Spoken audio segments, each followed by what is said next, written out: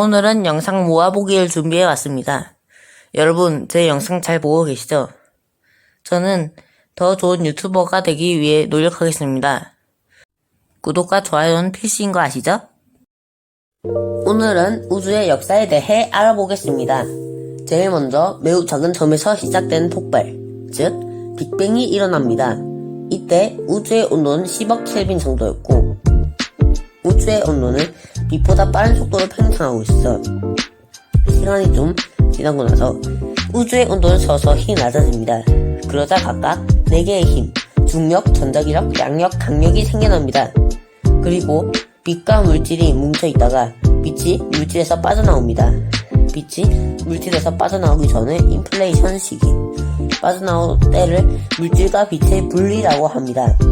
우주가 만들어질 때 이상하게도 반물질보다 물질이 더 많이 만들어졌고 그로 인해 반물질은 사라지고 온도가 계속 낮아지게 되었습니다. 그리고 많은 시간이 지나고 물질들이 모여 별, 행성, 은하군 등을 만들었고 더 시간이 지나 지금이 되었죠. 여기서 의문을 가진 시청자들도 있을 겁니다.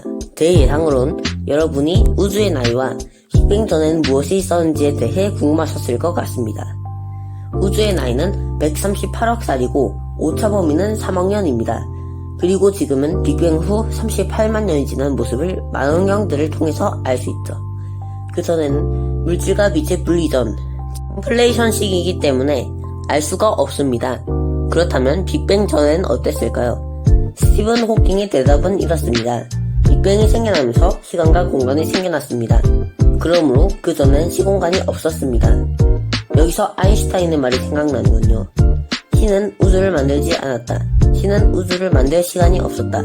저는 우주가 만들어지기 전에 시간이 없었다는 것이 감이 잘 안 잡힙니다. 역시 스티븐 호킹이군요. 여기서 호기심이 너무 많은 분 이렇게 생각하실 건데요. 그럼 미래는 어떻게 될까? 라는 의문이죠. 많은 과학자들이 생각하는 우주의 미래는 빅립입니다. 빅립 이론의 내용은 이것입니다. 우주가 계속 팽창 중이고 가속 팽창 중이니까 은하들이 서로 멀어지고 있습니다. 이렇게 계속 가다가 우주의 팽창 속도가 중력을 이기면 모든 은하, 별, 행성, 생명, 원자는 끝없이 작은 소립자로 붕괴하게 되겠죠. 이것이 과학자들의 생각입니다. 지금까지 우주의 역사에 대해 알아보았습니다. 다음에는 양자요동이 왜 생긴지에 대해 알아보겠습니다. 감사합니다. 오늘은 우주의 4가지 힘에 대해 알아보겠습니다. 그 4가지의 힘은 중력, 전자기력, 양력, 강력이 있습니다. 강한 순으로 나열하면 강력, 양력, 전자기력, 중력입니다. 중력은 전에 설치해 나온 것처럼 상대성 이론에 따라 질량이 있는 물체가 시공간을 휘게 만들어서 생긴 것이고 전자기력은 전자 간의 공유 결합처럼 상호작용을 하는 힘이고 양력은 원자 간에 밀거나 끌어당기는 힘입니다. 강력은 원자를 이루는 쿼크끼리 이루는 힘입니다. 강력과 양력은 각각 강한 핵력, 약한 핵력이라고도 합니다. 이 4가지 힘은 너무 중요합니다. 그리고 이 4가지 힘은 우주를 이루는 구성요소입니다. 이 중 하나라도 달라지면 우주의 균형은 깨지고 맙니다. 리처드 프리만은 이렇게 말했습니다. 마지막 남은 인류에게 마지막으로 전하고 싶은 말이 있다면 모든 것은 원자로 이루어져 있다. 이 작은 알갱이는 어떨 때는 서로를 밀고 어떨 때는 서로를 끌어당긴다. 간단히 말해 모든 것은 원자로 이루어져 있다. 저는 강력과 양력이 가장 중요하다고 생각합니다. 이 2가지 힘의 균형이 깨져버리면 모든 것은 블랙홀이 되거나 작고 작은 소립자로 부서져 버릴 테니까요. 여러분 어떻게 생각하시나요? 여러분의 생각을 댓글로 남겨주세요. 다음에는 우주의 역사에 대해 알아보겠습니다. 감사합니다. 오늘은 빛에 대해 알아보겠습니다. 빛은 감마선, X선, 가시광선, 자외선, 적외선 등이 있습니다. 감마선은 Y선이라고도 하는데 별이 핵융합을 할 때 나옵니다. 그리고 빛 중에서 가장 파장이 짧아서 몸에 매우 해롭습니다. X선은 감마선 다음으로 파장이 짧고 엑스레이나 블랙홀, 은하를 발견할 때도 쓰입니다. 가시광선은 우리가 볼 수 있는 유일한 빛입니다. 자외선은 치료를 할 때 많이 쓰입니다. 또 빛에 대해 추가로 알아보자면 빛은 질량이 0이고 무게도 0입니다. 또 빛이 전자에 맞으면 전자가 튀어나오는 전광 효과도 있는데요. 아인슈타인은 이 전광 효과를 발견을 하면서 노벨 물리학상을 받게 됩니다. 또 빛은 매우 빠르고 질량이 있는 물체는 빛보다 빠를 수 없습니다. 로렌츠 수축 때문입니다. 빛은 속도가 약 초속 30만 km입니다. 또 에너지의 종류가 대부분 빛의 형태라는 것도 있습니다. 다음에는 우주의 4가지 힘에 대해 알아보겠습니다. 감사합니다. 오늘은 호킹 복사에 대해 알아보겠습니다.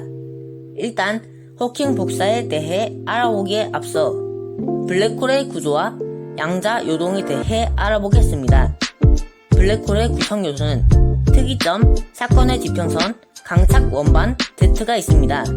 그중 사건의 지평선은 중력이 너무 세서 빛도 빠져나올 수 없는 구간이고 그 구간은 진공 상태입니다. 그리고 양자 요동에 대해서도 알아보겠습니다. 진공 상태에도 요동이 있는데요. 그 요동으로 인해서 입자와 반입자가 만들어졌다가 사라집니다. 그럼 이제 호킹 복사에 대해 알아보겠습니다.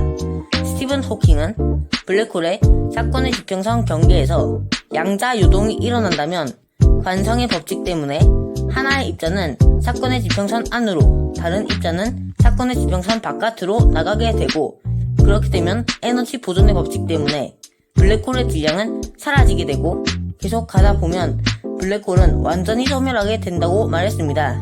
이는 학회에서 아닐 것이라고 했지만 얼마 후 사실인 것으로 나타났습니다. 중력이 세서 물질과 빛까지 빨아들이는 블랙홀이 소멸하게 되다니 정말 놀라운 것 같습니다. 다음 시간에는 빛의 종류에 대해 알아보겠습니다. 감사합니다. 오늘은 별의 일생에 대해 알아보겠습니다. 별은 성운에서 만들어집니다. 성운은 우주에 있는 기체와 먼지들을 뜻합니다. 제일 먼저 성운에서 밀도가 높은 물질이 계속 퍼지면 원시성이 생겨납니다. 원시성은 계속 수축하기 때문에 내부에서는 온도가 계속 높아집니다. 온도가 1800켈빈까지 올라가면 수소 핵융합이 시작하는데 이때는 주기혈성 단계라고 합니다. 질량과 온도에 따라 별의 기호가 MKGFABO로 나뉩니다. M이 가장 낮고 O가 가장 큽니다. 질량에 따라서 주기혈성의 미래가 결정됩니다. 태양보다 가벼운 별은 핵만 남겨지게 되고 50억 년 후 태양은 헬륨 핵융합을 하면서 적색 거성이 되고 태양의 3에서 5배만큼 무거운 별은 중성자별, 15배 이상은 블랙홀이 됩니다. 태양은 적색 거성이 되고 나서 수축한 뒤 가벼운 물질을 날려보내는데 그 물질은 성운이 되고 남겨진 무거운 물질은 밀도가 매우 높은 백색 외성이 됩니다. 또 중성자별이 될 별은 초신성 폭발도 합니다. 중성자별은 별의 밀도가 매우 높아서 전자와 양성자가 합쳐져서 중성자 밖에 남지 않은 별이고 중성자별이 붕괴하지 못하도록 핵력이 중성자별을 같은 크기를 가지도록 해줍니다. 또 펄서란 중성자별도 있는데요.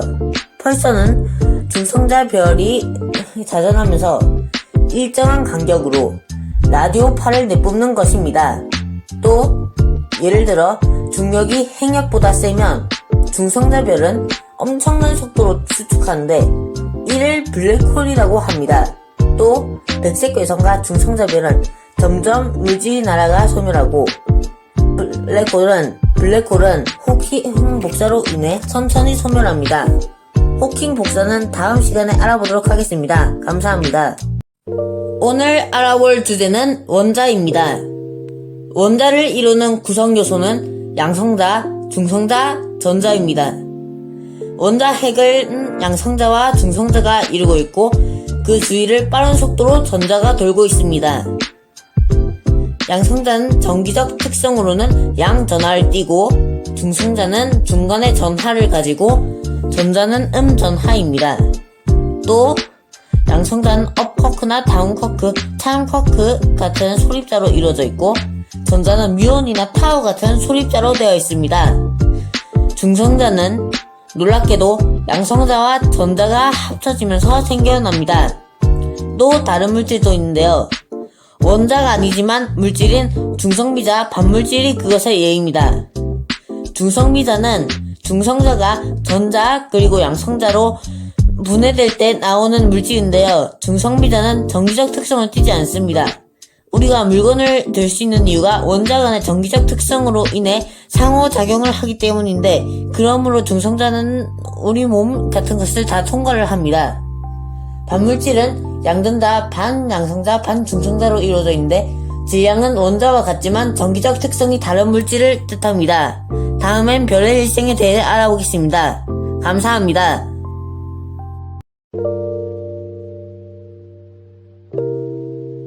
오늘은 질량 에너지 등가 법칙에 대해 알아보겠습니다. 그 법칙을 수식으로 나타내면 E는 mc의 제곱입니다. 여기서 E는 에너지, M은 질량, C는 빛의 속도입니다. 즉 질량은 에너지라는 뜻입니다. 핵분열과 핵융합을 생각해 볼까요? 핵분열과 핵융합은 원자가 쪼개지거나 합쳐지면서 질량이 줄어듭니다. 질량 에너지 등가 법칙에 따르면 공식의 일부인 M이 줄어들었기 때문에 에너지가 생깁니다. 그래서 핵분열과 핵융합에서 에너지가 나오는 것입니다. 다음에는 양자역학으로 돌아오겠습니다. 감사합니다.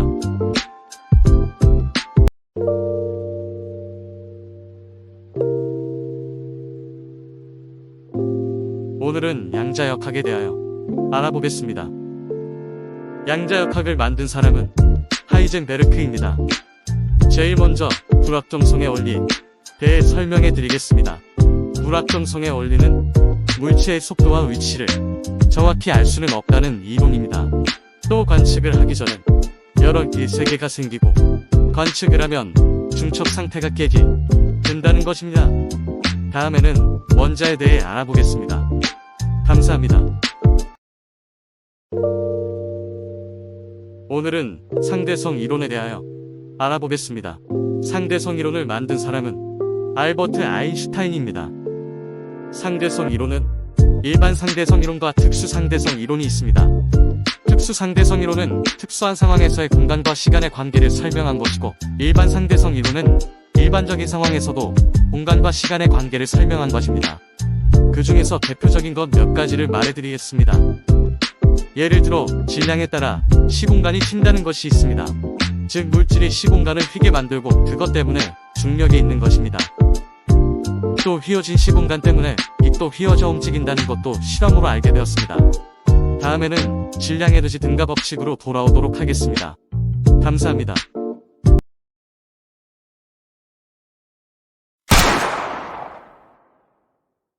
오늘은 양자요동이 왜 생긴지에 대해 알아보겠습니다. 양자역학에 따르면 진공에도 요동이 있습니다.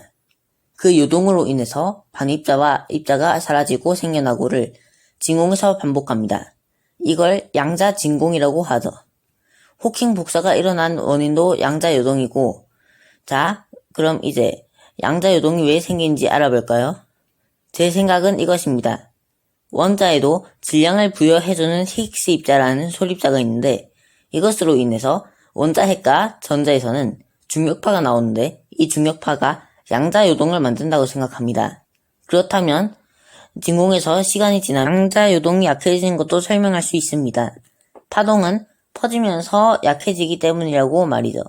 소리가 시간이 지나면 약해지는 것도 이 원리 때문입니다. 그러나 제가 생각한 것에는 모순이 존재하는데요.